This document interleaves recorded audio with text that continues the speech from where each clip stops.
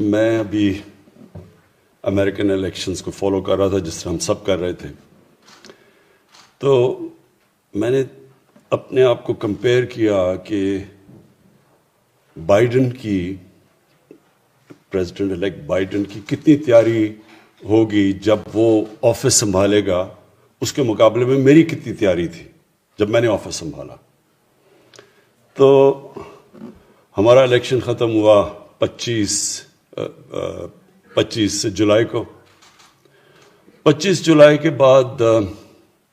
کیونکہ ہم نے کولیشن گورنمنٹ بنانی تھی اور نمبرز پورے کرنے تھے، تو 25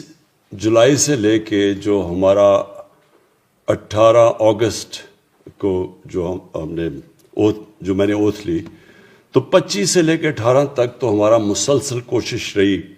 کہ نمبر پورے کریں ہم، اور اس کے بعد 18 کو اوتھ لے کے اور آفس میں آ گیا۔ اب میں بائیڈن کا دیکھ رہا ہوں کہ جس دن الیکشن ختم ہوا ہے 2.5 مہینے اس کو ملے ہیں پوری تیاری کرنے کی، اپنی ٹیم سلیکٹ کرنے کی۔ ہم تو نمبرز پورے کر رہے تھے نا، وہ اپنی ٹیم سلیکٹ کر سکتا ہے، پھر اس کو پوری اب بریفنگز مل رہی ہیں ڈفرینٹ منسٹری سے، جو بیوروکریٹس ہیں اس کو بتا رہے ہیں کہ ہر چیز کا کیا سچویشن ہے۔ تو کہنے کا مقصد یہ ہے کہ پہلے تو یہ چیز پاکستان میں، اگر میں ہر چیز کو اپنی زندگی میں ریویو کرتا ہوں کہ کیا میں بہتر کیسے کر سکتا تھا، تو پہلی چیز تو یہ ہے کہ ہمیں اس کو، یہ جو سسٹم کو ریویو کرنا چاہیے کہ جب آپ کی ٹیم بن جائے اس کے بعد پھر آپ کو ایک پورا ٹائم ملنا چاہیے گورنمنٹ سنبھالنے سے پہلے کہ اسپیسیفکلی گورنمنٹ کی تیاری کریں کہ آپ نے گورننس کیسے دینی ہے آپ کی، اور آپ کی ٹیم کی پھر بریفنگز ہو ہر محکمے کی۔ مثلا ریلوے منسٹر ہے تو اس کو پوری بریفنگ ہو کہ ریلوے کے اندر ایکچولی کیا سچویشن ہے، پھر اکانومی کے اوپر اسپیشلی پوری بریفنگ ہو کہ کس ڈیفیسٹس کیا ہیں، پھر بجلی کا کیا سچویشن ہے، گیس کا کیا ہے، تاکہ آپ جب آپ آفس سنبھالیں تو آپ کو پوری طرح پتا ہو کہ میں نے کیا ایجنڈا امپلیمنٹ کرنا ہے۔ تو میں نے اب جب اپنے آپ کو دیکھتا ہوں تو ہمیں تو 3 مہینے تو صرف سمجھنے پہ لگ گئے۔ ہر چیز جو ہم باہر سے بیٹھ کے دیکھ رہے تھے وہ بالکل مختلف تھی جب گورنمنٹ آئی، تو 3 مہینے تک تو سمجھنے کی کوشش کر رہے تھے۔ اور پھر یہ بھی میں آپ کو بتا دوں کہ کئی فگرز تو، اور خاص طور پہ پاور سیکٹر کی، یعنی 1.5 سال تک ہمیں ایکچوئل فگرز کا ہی نہیں پتا چل رہا تھا۔ وہی منسٹری سے کبھی کوئی فگر آ جاتی تھی، ہم سمجھتے تھے بڑا اچھا کر رہے ہیں، پھر پتہ چلتا تھا کوئی اور فگر آ گئی ہے اور ہم اتنا اچھا نہیں کر رہے۔ تو ایک تو میں اپنی اسیسمنٹ دے رہا ہوں کہ کبھی بھی گورنمنٹ کو، ایک نئی گورنمنٹ آتی ہے اس کو کبھی بھی اس طرح پاور میں نہیں آنا چاہیے، اس کی پوری تیاری ہونی چاہیے، اس کی پوری طرح ان کو بریفنگز دینی چاہیے۔ میں انگلینڈ میں مجھے یاد ہے کہ جب کنزرویٹیوز لگ رہا تھا کہ ہار جائیں گے، اور جب کہ لیبر کی گورنمنٹ آئی، یہ جان میجر کی گورنمنٹ تھی، اور وہ جب جانے لگی تھی تو پھر ٹونی بلیئر جیتا تھا الیکشن۔ تو مجھے پتہ ہے کہ وہ جو کنزرویٹیو گورنمنٹ کو جب ان کو یہ لگا کہ شاید ہم ہار جائیں الیکشن، تو کیونکہ لیبر گورنمنٹ پہلی دفعہ آ رہی تھی، ان کی کوئی تجربہ نہیں تھا، کیونکہ بڑی دیر کے بعد مارگریٹ تھیچر کا بڑا لمبا دور رہا تھا، تو ان کو بڑی جب دیر کر کے لیبر آنا تھا تو باقاعدہ ان کی ٹریننگ کروائی گئی، بیوروکریٹس نے بتا کے ان کو ہر سچویشن کا سمجھایا کہ ایکچولی کیا سچویشن ہے ہر ڈپارٹمنٹ کی، کدھر پرابلمز ہیں، کیا اپنی سجیشنز دی کیسے حل کرنی ہے۔ کہنے کا مقصد یہ ہے کہ نمبر 1 چیز تو ہمیں ایک سسٹم اپنے تھوڑا ٹویک کرنا چاہیے، ایک پیریڈ ہونا چاہیے جدھر کہ پوری طرح گورنمنٹ ڈپارٹمنٹس بریفنگ دیں، تیار ہوں، ہر ایریا کا پتہ ہو تاکہ آپ بہتر پریپیئرڈ ہوں۔ سیکنڈلی، ہمارے جو منسٹریز ہیں، اب تک منسٹریز نے جس طرح ہم چلے ہیں دیکھ کے سیکھتے رہے ہیں آن دا جاب، اسی طرح منسٹریز کے اوپر بھی اسی طرح چیزیں آئیں، اور میں دیکھتا رہا ہوں کہ کئی منسٹریز نے زیادہ بہتر پرفارم کیا، کئی انہوں نے نہیں کیا، اور کئی سیکھ رہے ہیں، کئی آہستہ آہستہ ان کی پرفارمنس اوپر جا رہی ہے۔ اور پھر اس کے بعد ہمیں ایک ملک کے اندر یہ جو 18th امینڈمنٹ کے بعد جو پاور ڈسٹریبیوشن ہوئی ہے سینٹر سے صوبوں کے اندر، اس کے اندر بھی ایک مجھے لگا کہ ابھی تک 18th امینڈمنٹ کی پوری طرح اس ملک کو سمجھ نہیں ہے کہ کون سے شعبے، مثلا فوڈ سیکیورٹی ہے، میں صرف آپ کو مثال دے رہا ہوں، ہے تو ہماری فیڈرل گورنمنٹ کے پاس، لیکن ساری نیچے جو پاور ہے وہ پروونسز میں چلی گئی ہے۔ اب اگر ایک پروونس نہیں سینٹر کے ساتھ چلتا اور اپنی اور علیحدہ پالیسی بناتا ہے اور پرائز ڈفرینشل آ جاتا ہے ایک پروونس میں اور دوسرے پروونس میں، تو وہ ساری قیمتیں ڈسٹارٹ ہو جاتی ہیں، اور ذمہ داری سینٹر کی ہے۔ گندم کی قیمت اگر آٹا مہنگا ہوا تو سب برا بھلا تو سینٹر کو کہہ رہے ہیں، لیکن سینٹر کے پاس کنٹرول ہی نہیں ہے کہ اگر ایک صوبہ اپنی گندم نہیں ریلیز کرتا، مارکیٹ میں نہیں دیتا، تو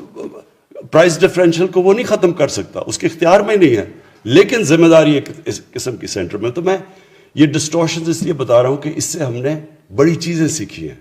کہ جو میرے خیال میں کہ ہمیں آگے جا کے ان کے اوپر کام کرنا چاہیے۔ مثلا انوائرمنٹ ہے، اب انوائرمنٹ بھی صوبوں کے اندر چلی گئی ہے، لیکن انوائرمنٹ ہمیشہ ایک فیڈرل لیول پہ رہنی چاہیے، کیونکہ سارے ملک کی انوائرمنٹ ہے۔ یہ تو نہیں کہ ایک صوبے میں ایک انوائرمنٹ ہوگی اور دوسرے میں دوسری ہوگی، اور اسی طرح کئی چیزیں آہستہ آہستہ ہم سیکھتے جا رہے ہیں۔ آج جو یہ بڑا اچھا ایک سٹیپ لیا ہے کہ ہر منسٹری کی پرفارمنس کی ایویلویشن ہوگی، یہ بالکل صحیح ڈائریکشن پہ سٹیپ ہے، کیونکہ اصل میں تو 5 سال کے بعد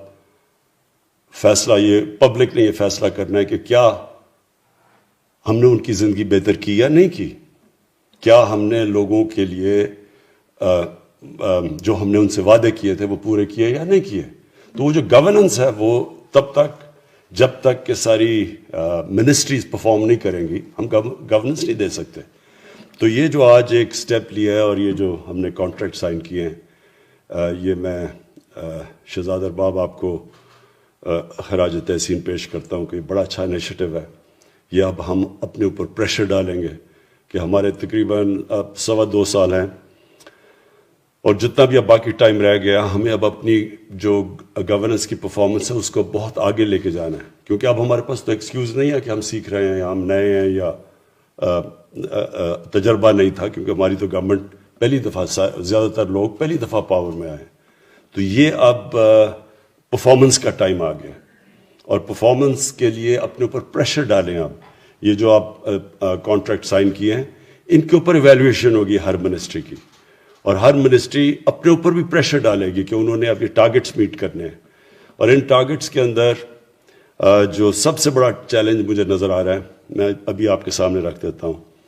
وہ ہے پاور منسٹری کا۔ جو سب سے بڑا اس وقت پاکستان کا اگر ایک چیلنج ہے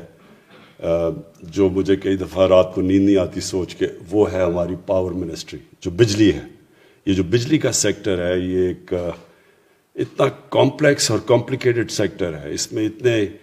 ڈفرینٹ چیزیں ہیں جن کو آپ نے سب کو ریشنلائز کرنا ہے، ان سب کو سنکرونائز کرنا ہے۔ اگر ہم نے کوئی بھی عوام کو ایک ایسی بجلی دینی ہے کہ جو ایک ان کی وہ افورڈ بھی کر سکیں، اور ساتھ ساتھ یہ جو قرضوں کا پہاڑ چڑھتا جا رہا ہے جو سرکولر ڈیٹ ہے اس کو کیسے بچائے، تو یہ ہمارے لیے، میں ابھی آؤٹ لائن کر دیتا ہوں کہ ہماری گورنمنٹ میں جو سب سے بڑا چیلنج ہے وہ ہے پاور کا۔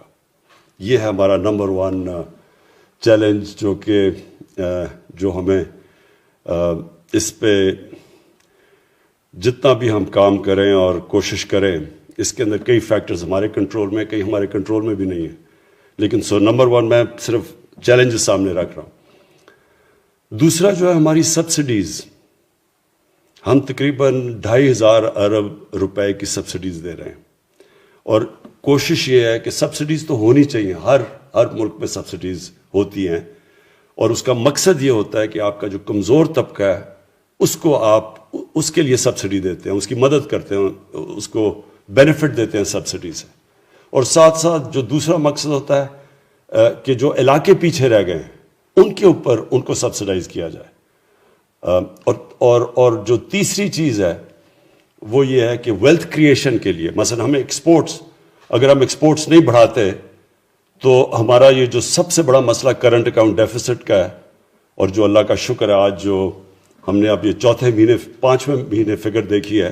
کہ ہمارا جو کرنٹ اکاؤنٹ ہے وہ سرپلس میں چلا گیا 5 مہینے رننگ. یہ بھی ایک بہت بڑی، میرے خیال میں ہماری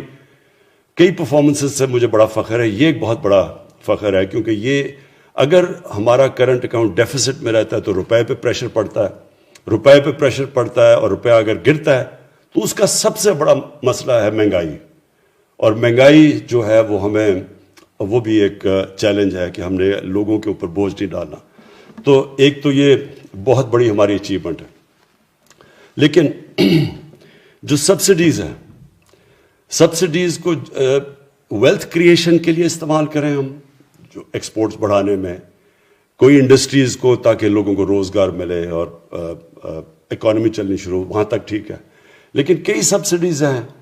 کہ غریب آدمی کو بھی وہ سبسڈی مل رہی ہے اور عمران خان کو بھی اس کو بھی وہ مل رہی ہے اور پیسے والے لوگوں کو بھی. تو وہ جو ہے سیکنڈ چیز جو ہماری ہے کہ ہم نے ان سبسڈیز کو ٹارگٹ کرنا ہے، فوکس کرنا ہے صرف ان 3 طبقوں کے اوپر. اور پھر جو ہمارا تیسرا بڑا چیلنج وہ میں کہہ چکا ہوں، ایکسپورٹس.